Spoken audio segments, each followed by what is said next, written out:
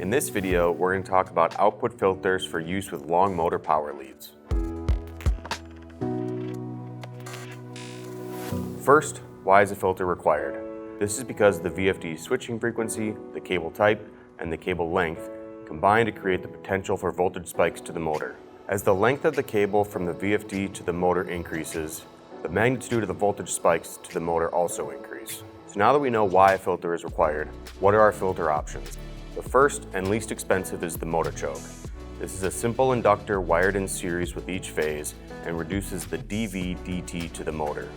This reduces the rotor heating of the motor and increases its service life.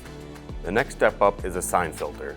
These are a little bit more expensive, but get you better performance. Similar to the motor choke, it has an inductor wired in series with each phase, but it also has a capacitor bank.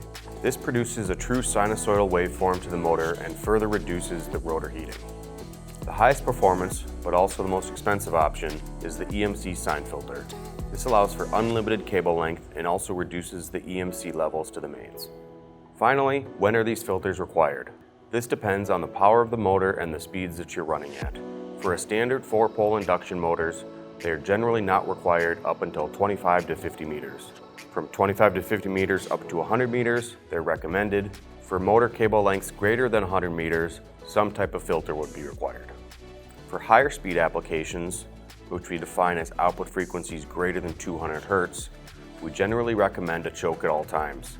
For lengths greater than 25 meters, we recommend a sine filter.